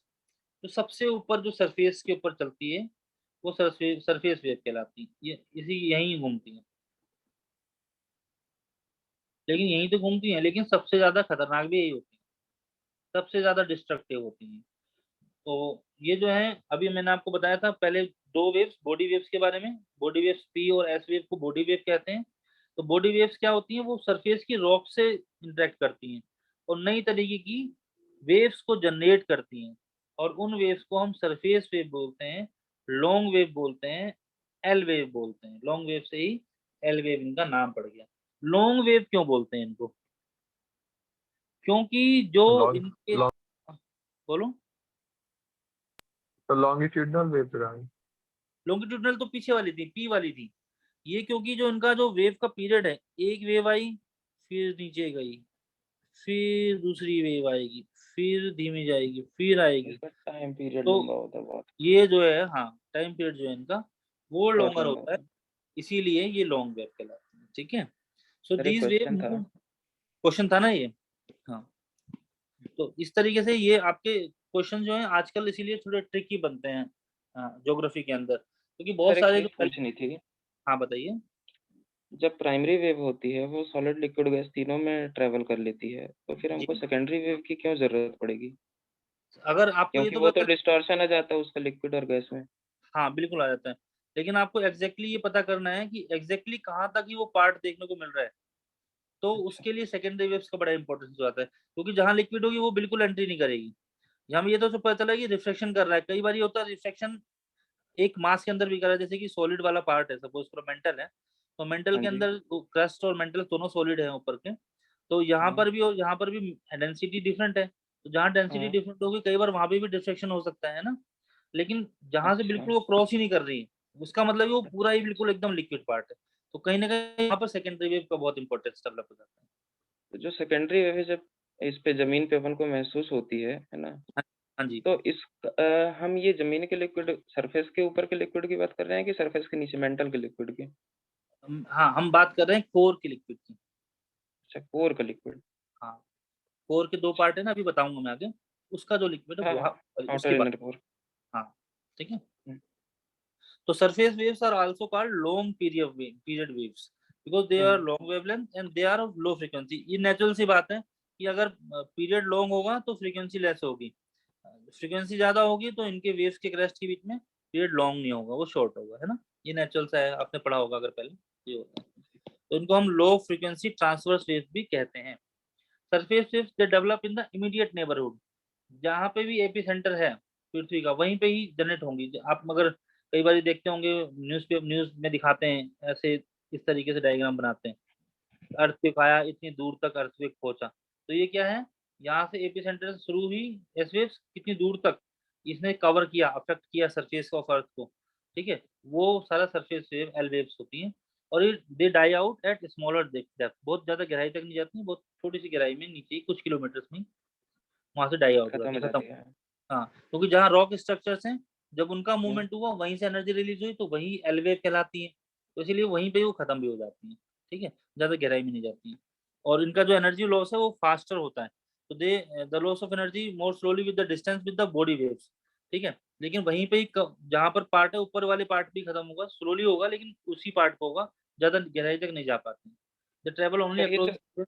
जो तीनों वेव हैं, प्राइमरी, सेकेंडरी और सरफेस वेव, इनमें सबसे पावरफुल कौन सी हुई तीनों में से? अगर आप डिस्ट्रक्शन के हिसाब से देखें हाँ, तो सबसे डिस्ट्रक्शन में पावरफुल, हाँ, सरफेस वेव होती है, एल वेव्स, ये सरफेस वेव्स, मोस्ट डिस्ट्रक्टिव होती हैं, क्योंकि और फिर सरफेस से सेकंड बिल्कुल नंबर आती पे हैं। सेकंड नंबर पे एस वेव होंगी, थर्ड नंबर एस, पे पी। फिर पी।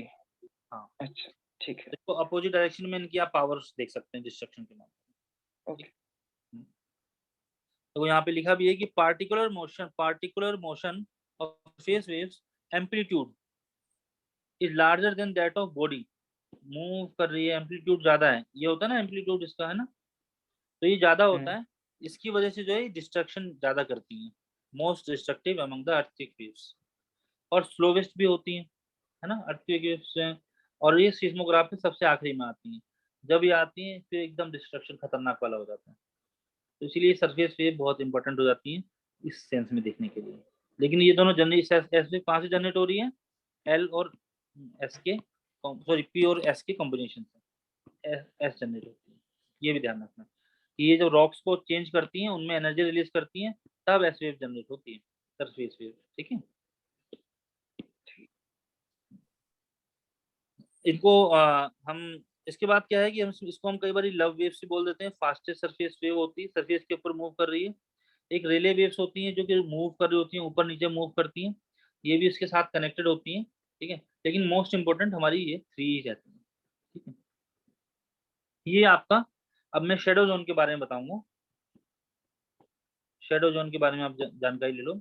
ये हमारा पूरा एक अर्थ का डायग्राम है, और इसके अंदर यहाँ से सपोज करो, यहाँ से आपको एपी सेंटर है, तो ये यहाँ से दिखा रहे हैं किस तरीके से मूवमेंट हो रहा है अर्थ के वेव्स का।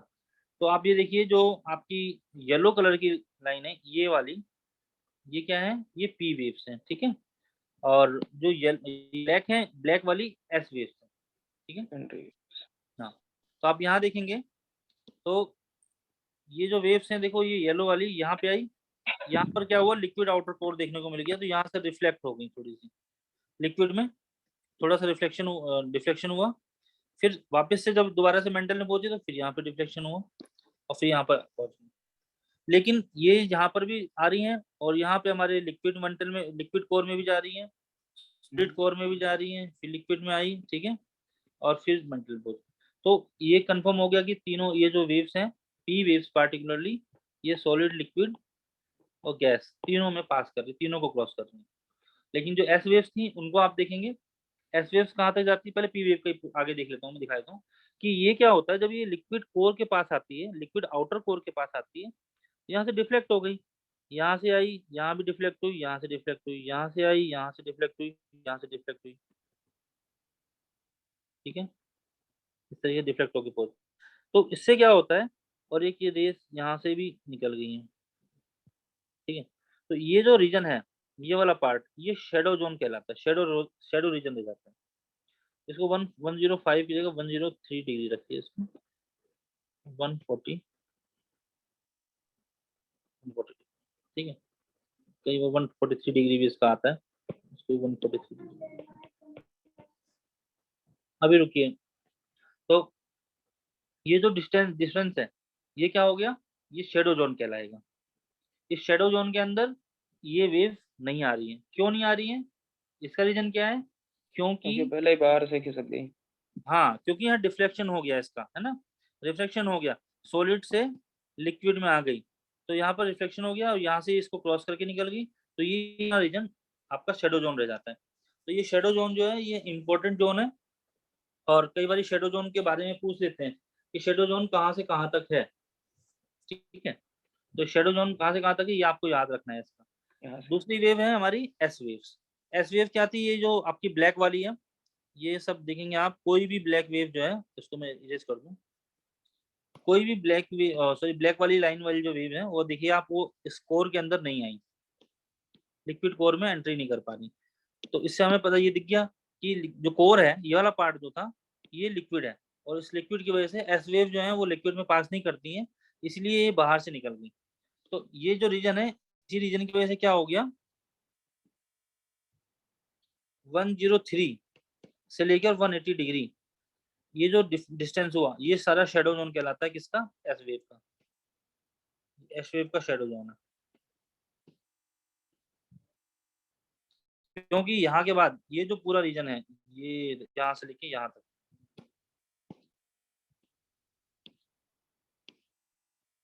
ये पूरा ये रीजन जो है शेडो जोन किसका हो गया, एस वेव का।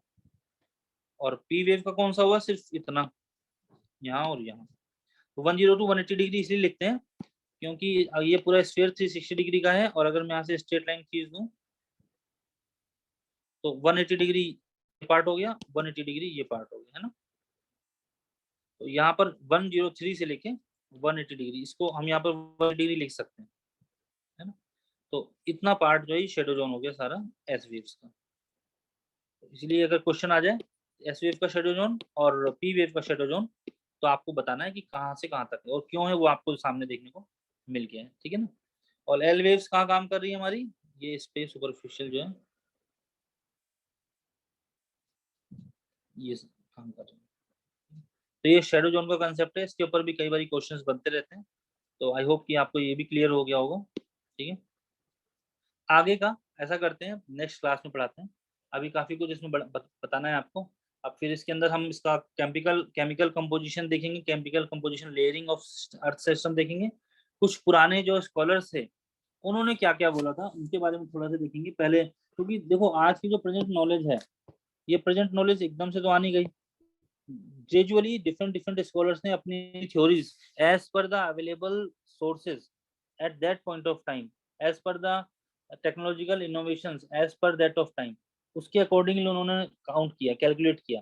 आज आप देख रहे हो हमारे पास रिमोट सेंसिंग का बहुत बड़ा हथियार है हमारे पास, जिसमें हम एरियल फोटोग्राफी कर सकते हैं, वहां से डिफरेंट रेस भेज सकते हैं, सैटेलाइट इमेजरी हम डेवलप कर लेते हैं। तो कहीं ना कहीं वहाँ वो भी हमारे अर्थ के इंटीरियर को बताने में मदद करती है। तो अब जो है हम जो जानकारी बता सकते हैं, 50 साल पहले नहीं था, आज से 60 साल पहले नहीं था, और 100 साल पहले तो बिल्कुल नहीं था, ठीक है ना, बहुत कम था। तो वो चेंजेस आते गए, लेकिन हमें उनको भी जानना जरूरी है कि उन्होंने पहले कैसे पता लगाया और अब कैसे पता लगा रहे हैं, ठीक है। उसके बारे में हम थोड़ा सा देखेंगे, और फिर केमिकल कंपोजिशन के बाद और डिफरेंट फिजिकल कंपोजिशन के बाद रिसेंट व्यू देखेंगे कि आज करंट में अर्थ के जो डिफरेंट ये लेयर्स हैं ये कौन कौन सी हैं, कैसे कैसे हैं, उनका हम देखेंगे। टेम्परेचर कितना होता है सब लेयर में, प्रेशर कितना होता है, डेंसिटी कितनी होती है, उनकी केमिकल कंपोजिशन क्या क्या है, ठीक है, कौन कौन सी लेयर्स में है, ये सारी चीजें हम अब नेक्स्ट क्लास के अंदर देखेंगे। तो आपका जो फिर ये आंसर है इंटीरियर स्ट्रक्चर ऑफ अर्थ, ये पूरा कंप्लीट हो जाएगा, ठीक है।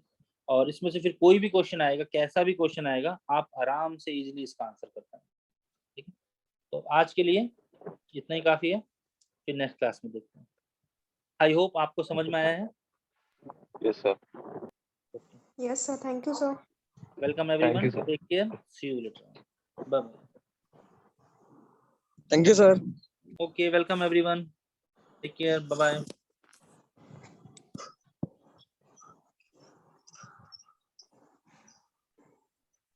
सर एक क्वेश्चन था सर। हाँ हाँ पूछिए। सर क्वेश्चन ये था कि जो आपने जो पीडीएफ जो था, जो स्लाइड्स थी, वो सर हिंदी में मिल जाएंगी? हिंदी में ये स्लाइड्स तो एक्चुअली मैंने खुद बनाई है, तो ये इंग्लिश सर। में भी मैंने बनाई है, तो हिंदी में मटेरियल आपको कंटेंट में अवेलेबल करवा दूंगा, ठीक है। एक बुक है, आप वो बुक परचेज कर लीजिए। आपने सविंदर सिंह का नाम सुना है? मैं लिख देता हूँ, सविंदर सिंह। रुकिए मैं स्क्रीन Yes, sir. शेयर तो हो रखा है, सुना होगा ना। तो इस सविंदर सिंह की बुक आती है physical geography.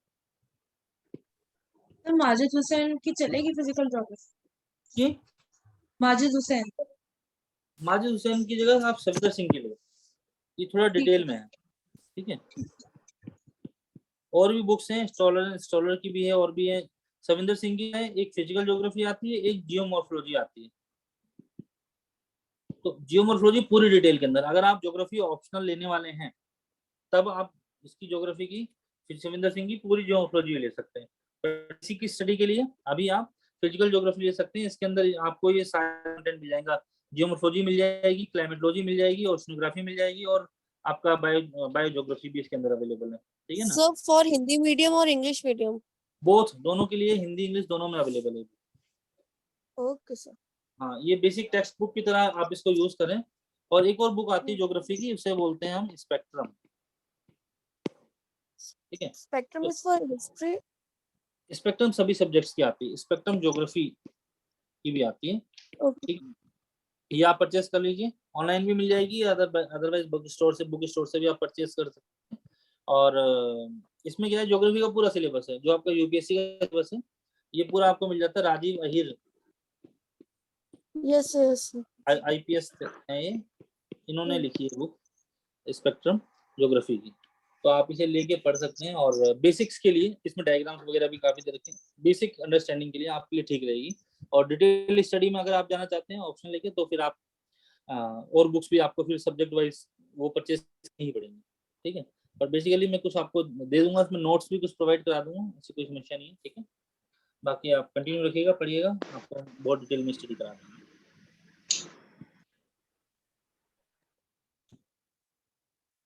Okay, see you then in the next class. Take care. Bye.